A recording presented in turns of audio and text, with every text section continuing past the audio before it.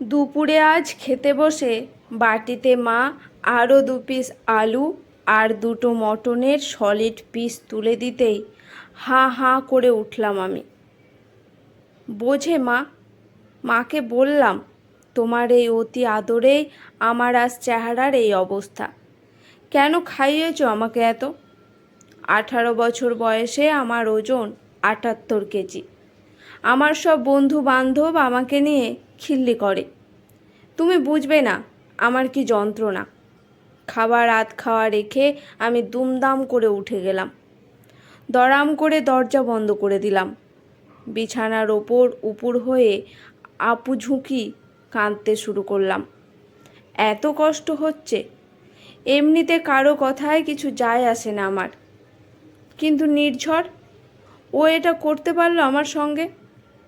গতকাল পার্কে বেড়াতে গিয়ে নির্ঝরের অপমানটা আমার গলায় কাঁটার মতো ব্যথা দিচ্ছে বারবার।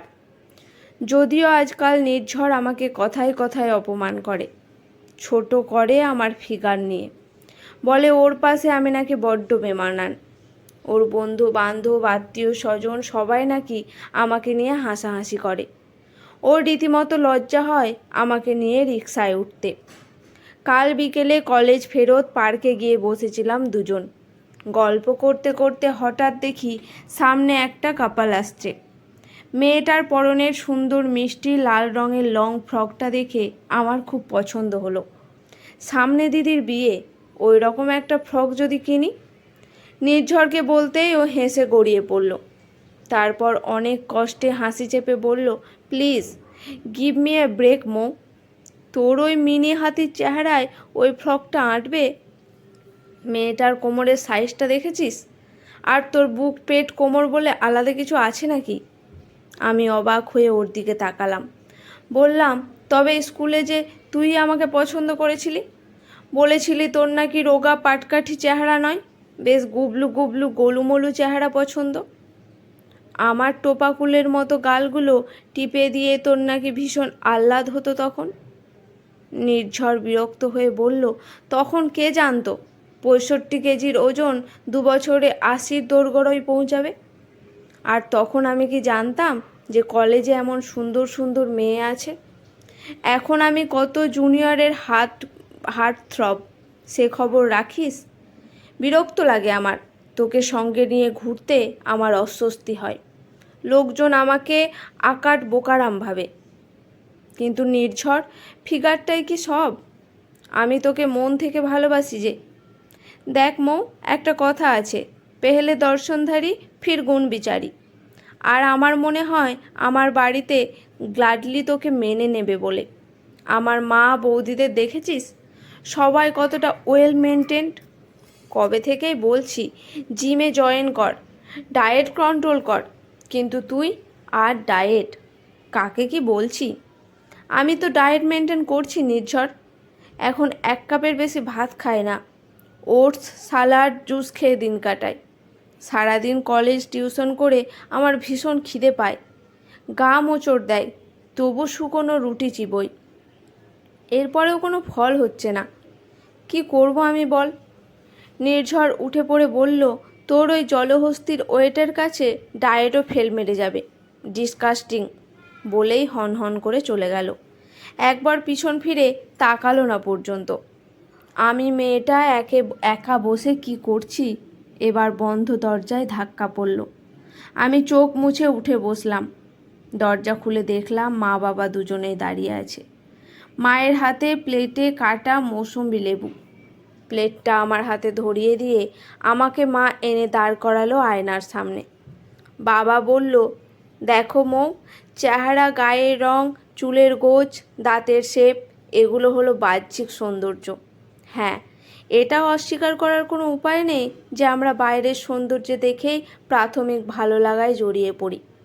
কিন্তু এই যে ভিতরে একটা মন আছে, তার রুচি আছে, সংস্কার আছে, বিবেক আছে, উচিত অনুচিত বোধ আছে, তার মনুষ্যত্ব আছে, মায়া আছে, মমতা আছে, ভালোবাসা আছে, এদের গুরুত্ব কি একেবারেই এত ঠুনকো?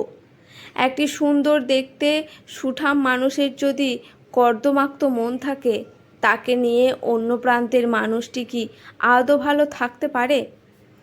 কালো গায়ের রঙের মানুষকে ভালোবাসা যায়, কিন্তু কালো মনের মানুষকে নয়। ঠিক তেমনি মোটা মানুষকে মন দেওয়া যায়, মোটা চামড়ার মানুষকে নয়।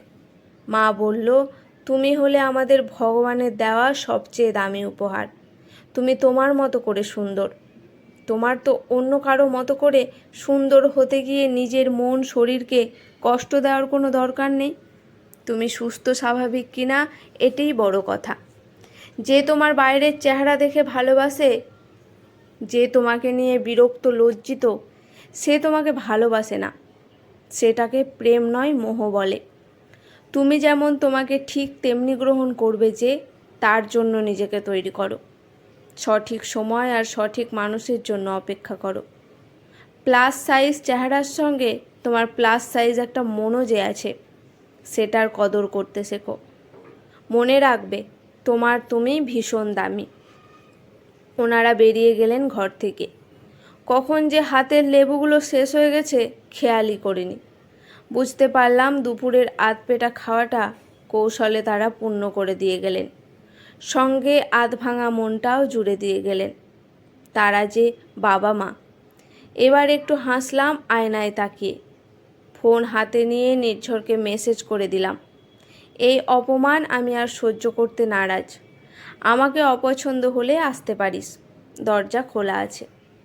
ঠিক করলাম দিদির বিয়েতে ওই লাল ফ্রকটাই আমি পরব। রাতে আবার মাটন দিয়ে এক থালা ভাতও খাবো।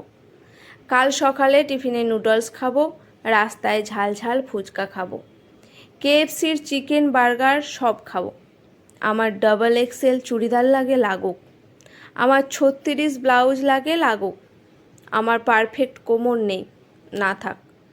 আমি ঘাড়ে গর্দানে হোক, তবুও আমি সাজবো। আমি পাউডার দিয়ে সেলফি তুলব, আমার শখের পোশাক পরব, কারণ দিনের শেষে আমি ভীষণ দামি। গল্পটি কেমন লাগলো অবশ্যই কমেন্ট করে জানাবেন।